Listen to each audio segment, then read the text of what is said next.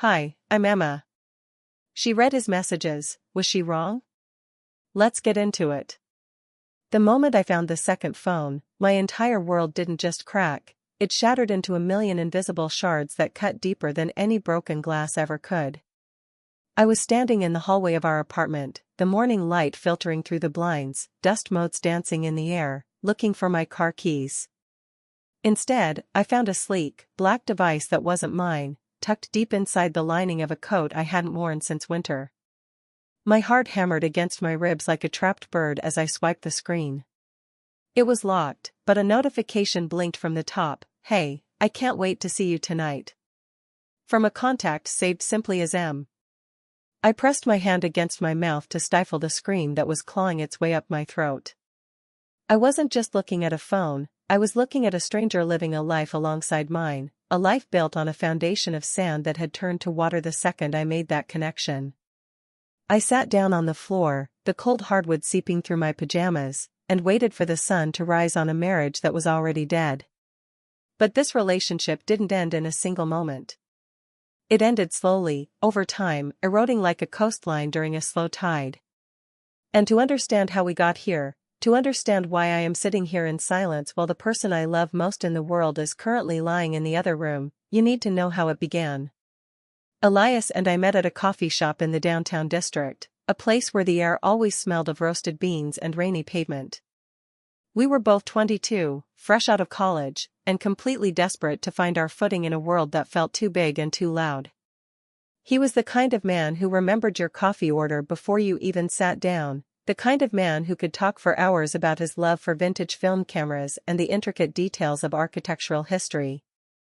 When he smiled at me that first morning, it felt like the sun had finally broken through a week of gray clouds. We fell in love with a speed and intensity that felt dangerous to our friends, a whirlwind of late-night drives, shared playlists, and promises that we would never change. The early days were a blur of golden hours and whispered secrets. He was my rock, my confidant, and my safest place. I remember the night we decided to move in together. The box of his things was stacked by the door, and he looked at me with such fierce devotion that I thought, this is it. This is the person I will grow old with.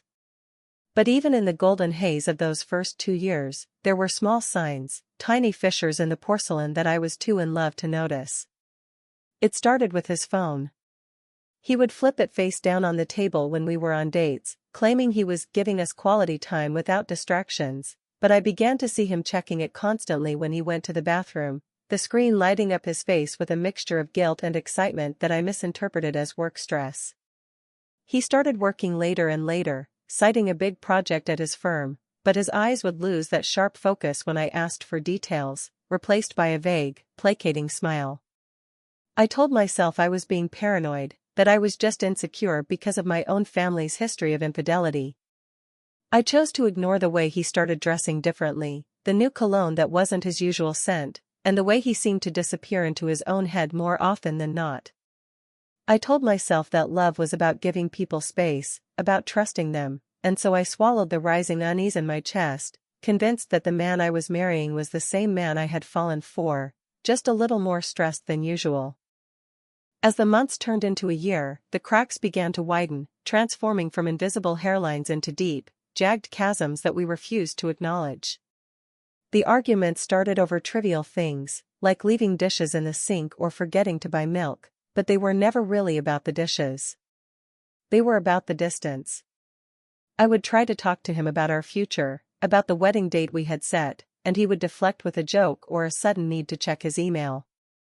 I remember one specific night, 3 months after we moved in, where I had planned a surprise anniversary dinner. I had cooked his favorite meal, the lighting was perfect, and I had saved up for months for a gift I knew he wanted. When he walked through the door, he looked exhausted, but when I mentioned the dinner, he sighed, a long, heavy sound that seemed to deflate the room. He told me he had a mandatory overtime at the office that he couldn't get out of, again. He went to work, and I sat alone at the table for 4 hours, eating cold pasta, watching the clock tick by.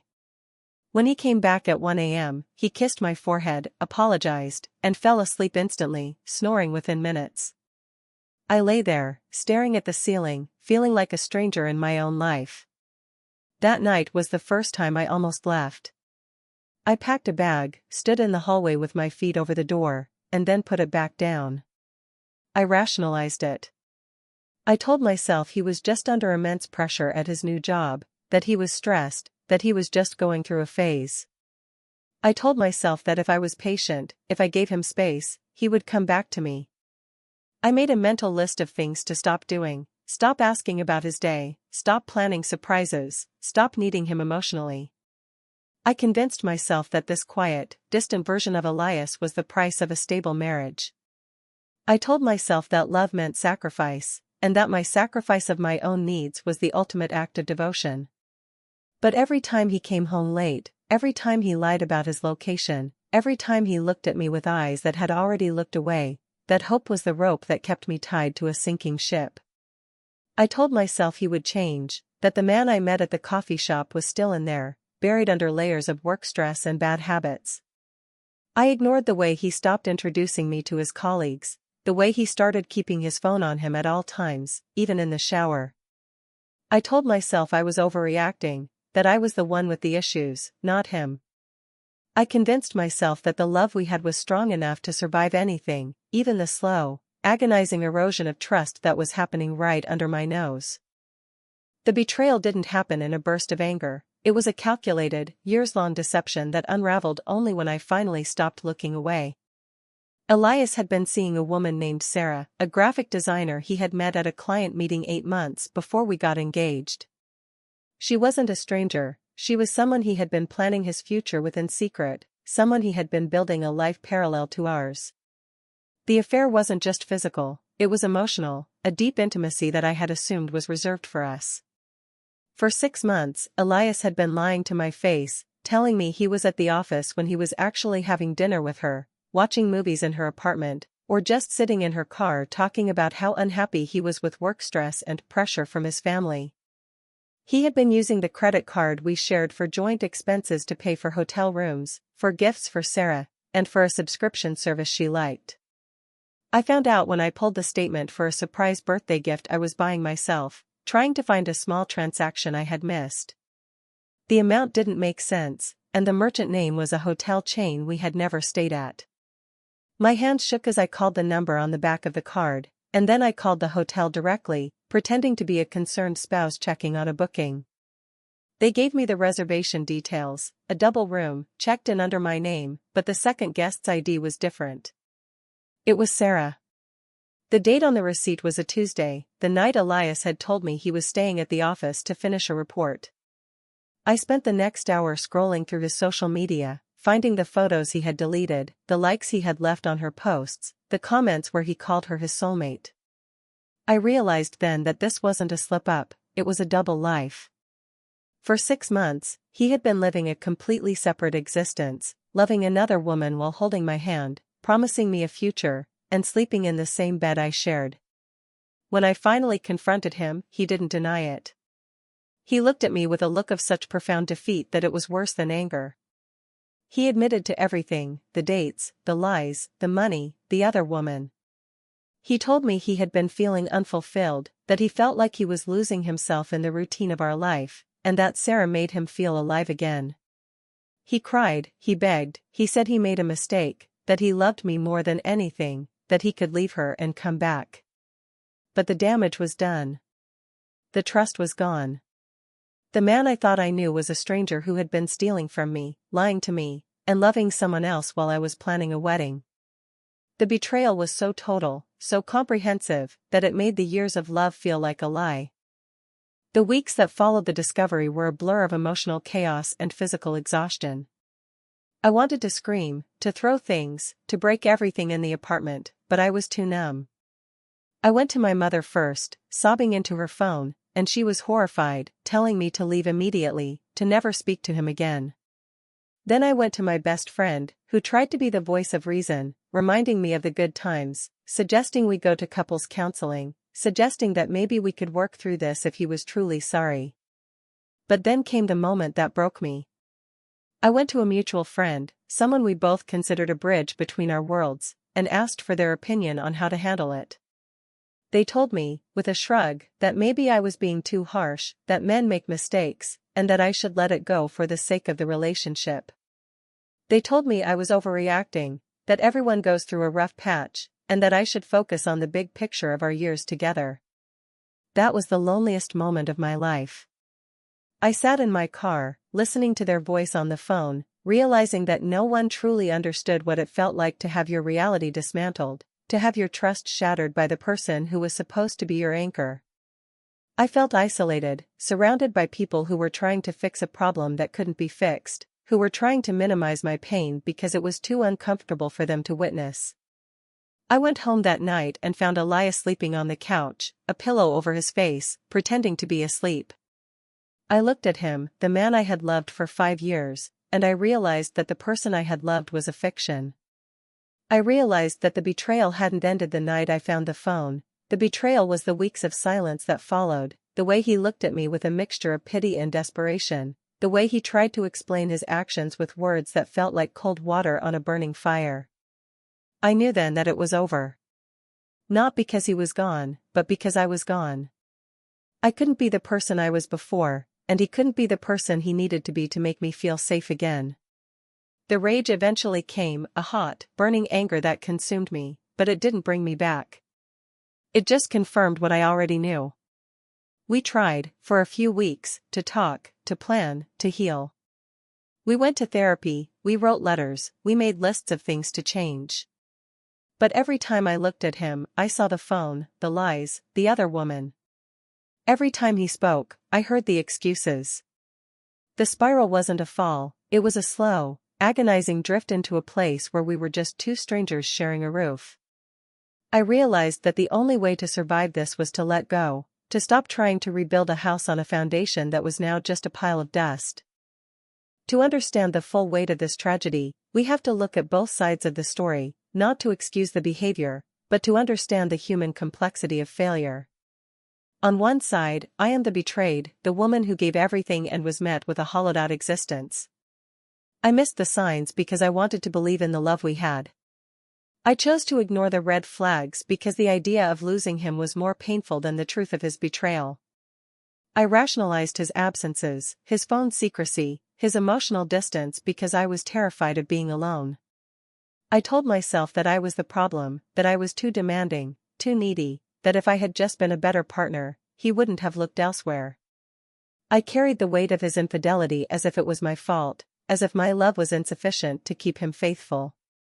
But on the other side, Elias is a man who was lost, who felt invisible in his own life. He told himself that he was just searching for something he had lost, that he was looking for a spark, a feeling of being alive that he couldn't find in the routine of our marriage. He justified his actions by telling himself that he wasn't hurting anyone, that he loved me, that he was just trying to find himself. He convinced himself that the affair was a necessary escape, a way to feel whole again before he could come back to me. He saw himself as a victim of his own unhappiness, a man who made a mistake because he was weak and confused. He felt guilty, but he also felt a strange sense of relief in finally being honest, even if it destroyed us. Neither of us was purely evil, both of us were flawed, scared, and human. I was blind to the truth because I wanted it to be real. He was deceitful because he was afraid of facing the void in his own heart. We both failed each other in different ways, but one failure was active, and the other was passive. One was a betrayal of trust, and the other was a betrayal of the self. And in the end, that difference was the one thing that could never be reconciled. So, where does that leave us? Is this a story of a man who was purely guilty, who chose a secret life over a committed relationship? Or is the situation more complicated than a simple case of bad behavior? On one hand, Elias made a conscious choice to deceive his partner, to steal money, to build a lie on top of a lie. That is a choice that cannot be undone. He had the opportunity to end things, to be honest, to let me go, but he chose to keep me in the dark. That is a betrayal that makes him guilty in the eyes of the law and the eyes of morality. On the other hand, the relationship had been deteriorating for years. I had ignored the signs, I had tolerated the distance, and I had allowed the dynamic to become unhealthy. Was I responsible for the environment that allowed this to happen? Did my silence and my refusal to confront the early signs contribute to the distance that led him astray? There is a middle ground, a gray area where we both failed. I failed to see the truth because I was afraid of it. He failed to communicate his unhappiness because he was afraid of the consequence. But does that make the betrayal less terrible?